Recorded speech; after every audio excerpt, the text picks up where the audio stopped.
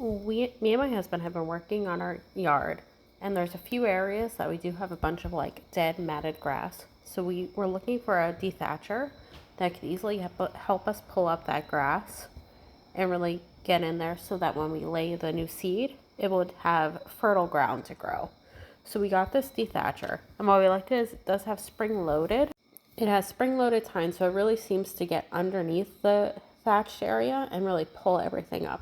As you can see here, my husband's easily able to pull up all the dead grass and really uncover where the soil is and where we need to seed.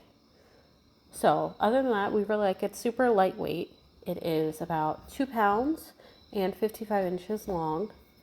So for us, this fit perfectly for what we need, and also when we're done, we plan on using it to help rake leaves. So dual uses, you always need a good rake around the yard.